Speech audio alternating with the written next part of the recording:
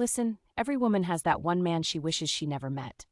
The one who drained her, confused her, broke her, and taught her the hard way that red flags don't turn green just because you care.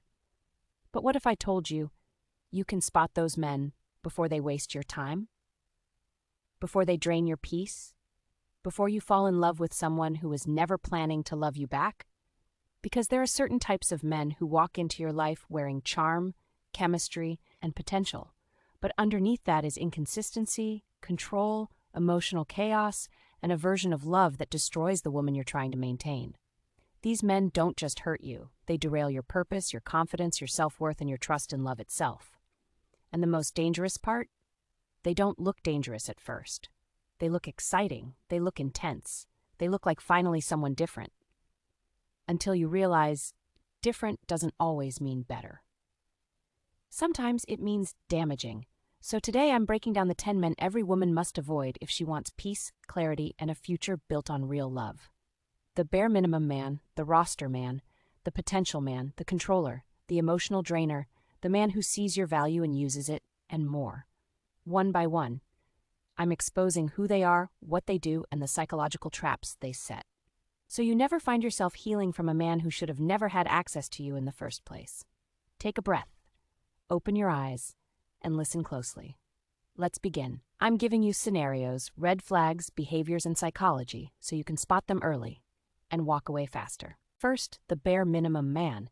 He does just enough to keep you around, but never enough to actually build something real. He texts you good morning, but disappears. He calls you beautiful, but never invests effort.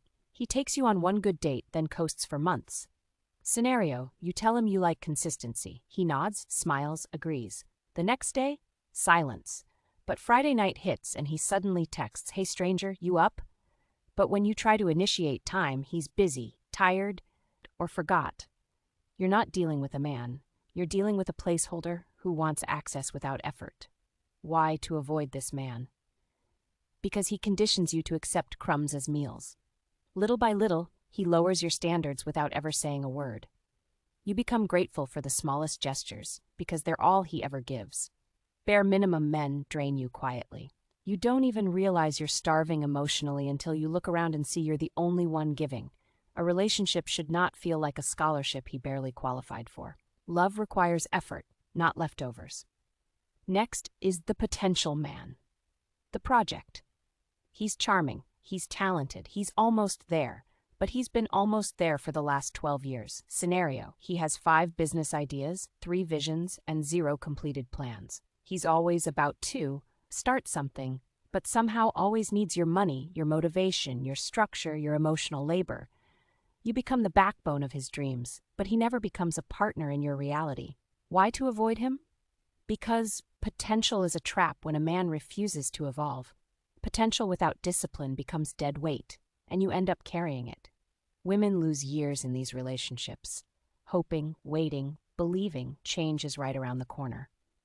But potential men don't change. They just get more comfortable with you doing everything for them. You can't build a future with a man who refuses to build himself. Moving on to the man with the rotating roster. He doesn't want a relationship. He wants options. Or rather, he wants to be the option. Scenario, he's active online at 1:13 a.m., but your message from 4 p.m. is still delivered. He goes out 4 nights a week, but tells you he's not ready for a relationship. Yet he wants you to act like his girlfriend without the title. You are loyal to a man who is loyal to his options. Why to avoid him? Because you'll never be a priority to a man who's addicted to attention.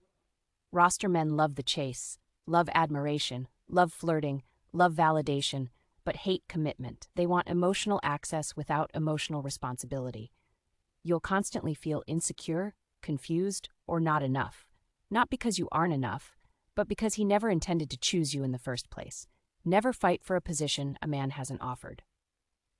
Now we have the broken but refuses to heal man. Pain is not the problem. Unwillingness to heal is. Scenario, he compares you to his ex. He assumes you're lying even when you're telling the truth. He argues from old wounds, not present reality. Every conflict becomes about his past, and every solution depends on you fixing him. But he never does his own work. Why to avoid him? Because unhealed men create emotional casualties. His trauma becomes your burden. His trust issues become your punishment. His insecurities become your responsibility. This type of man drains you, breaks you down slowly, and makes you feel guilty for wanting peace. You cannot save a man who refuses self-reflection, growth, or healing. His healing is not your project. What about the controlling man? He masks control as protection. He calls ownership love. Scenario: he says, "I don't like you hanging out with her. I don't want you wearing that. Why didn't you answer quick enough? I'm just trying to protect you." But the protection gets tighter, and your world gets smaller. This isn't love, it's ownership. Why to avoid him? Because control always escalates. It starts with jealousy, becomes restriction, turns into isolation, ends in emotional or psychological harm. Controlling men will shrink your identity so they can feel bigger. They fear your independence, your confidence, your freedom. If a man needs to control you to feel secure, you are not in a relationship. You're in confinement. Next, we are looking at the insecure man who competes with you. Your wins feel like his losses. Scenario: you tell him you earned a promotion, he gets quiet, you share your goals, he changes the subject. You succeed, and he sulks. Instead of celebrating you, he feels threatened by you. Why to avoid him? Because a man who competes with you cannot build with you. He sees your success as an attack, your independence as disrespect, your confidence as intimidation. This type of man will minimize your achievements, guilt-trip your wins, sabotage your growth, make you feel guilty for evolving. Waiting. You cannot flourish with a man who feels smaller every time you shine. Healthy men celebrate you, insecure men resent you. The emotionally unavailable man. He's physically present, but emotionally vacant. Scenario: you tell him, "We need to talk about how we communicate." He replies, "Here we go again." You open up, he shuts down. You cry. He scrolls. Why to avoid him? You will exhaust yourself trying to connect with a man who has locked every door from the inside. The man who rushes the connection. He wants to be your everything, fast, too fast. He calls you my future wife by day 3. He's planning vacations by week 1. He's saying I love you before he knows your middle name. Scenario: he love bombs you with intensity. But the moment you ask for something real, respect, consistency, follow through, the energy drops, the affection fades, and he gets busy. Why to avoid him? He's not in love. He's in a rush to secure emotional control. The good vibes only man is next. He's fun, he's spontaneous, he's energy with zero accountability.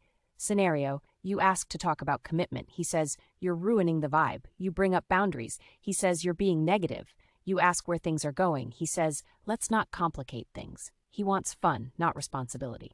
Why to avoid him? Because he uses positivity to escape accountability. This type avoids deep conversations, responsibility, emotional growth, long-term thinking. The moment real life enters the relationship, he leaves mentally or physically. A relationship isn't good vibes only. It's communication, effort, responsibility, and honesty. He wants pleasure without pressure, which leaves you carrying the weight. Finally, is the man who sees your value and uses it. He knows you're smart. He knows you're loyal. He knows you're nurturing. But instead of loving those qualities, he exploits them.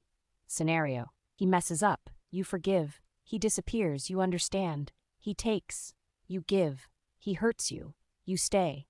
And he knows it. He knows your empathy. He knows your loyalty. He knows your heart. And he weaponizes all of it. Because he is the most dangerous type of all. He doesn't exploit you by accident. He does it intentionally. He wants the benefits of a good woman without becoming a good man. He will drain your kindness, abuse your patience, take your love, and give you cycles instead of accountability. This man leaves emotional scars that take years to undo because you thought he valued you when he really valued what you gave. These men have one thing in common. They cost you more than they contribute. But the moment you learn to identify them early, you save yourself heartbreak, time, energy, and years of recovery.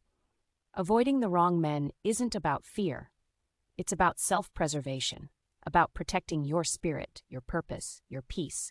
Because when you stop entertaining the men who drain you, you create space for the man who will cherish you. Your standards don't scare the right man. They only scare the wrong ones. Hit that like button if you felt this message. Subscribe if you're finally ready to level up your mindset, your standards, and your entire life. Turn on notifications so you never miss another lesson that protects your heart and sharpens your intuition. And most importantly, drop a comment below saying, "I choose better," as a declaration for yourself. Because the moment you choose better, you attract better. You expect better, and stop apologizing for what you deserve. So join this community, grow with us, and remember, avoiding the wrong man is just as powerful as choosing the right. See you in the next one.